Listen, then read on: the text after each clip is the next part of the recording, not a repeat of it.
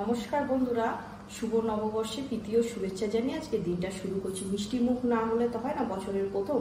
তাই আজকে রেসিপিতে থাকছে রসমালাই করার জন্য লাগছে প্রথমে দুধ। এখানে 1 কেজি দুধ আছে, আর নিয়েছি চিনি, ড্রাই ফ্রুট, ভিনিগার আর পাউডার দুধ।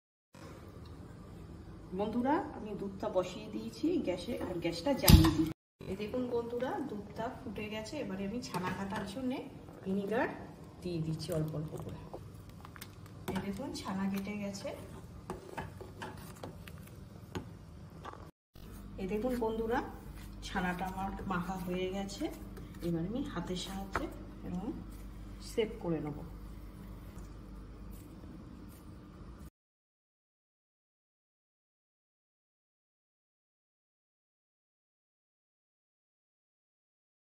আমি গ্যাসটা জ্বালিয়ে দিচ্ছি শিরাটা তৈরি করার জন্য। জয়ের বাটি চিনি দিয়ে দিচ্ছি। এই দেখুন বন্ধুরা, চিনির রসটা তৈরি হয়ে গেছে। এবারে ছানার বলগুলো আস্তে আস্তে রসের মধ্যে দিয়ে দেবো। মালাইয়ের জন্য 1 প্যাকেট দুধ ঢেলে দিচ্ছি বাটির মধ্যে। দুধটা ফুটে গেছে। এবারে আমি এলাচটা দিয়ে দিচ্ছি, আর কিছুটা ড্রাই ফ্রুট দিয়ে দিচ্ছি,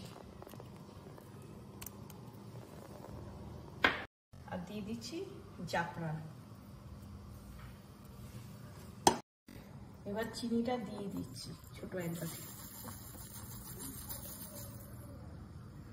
তুলে নিয়েছি। এবারে মালাইয়ের মধ্যে দিয়ে দিচ্ছি, দুধের মালাই।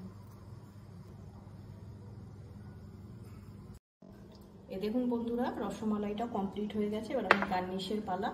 এবার আমি ড্রাই ফ্রুটটা উপর দিয়ে ছিটিয়ে দেবো।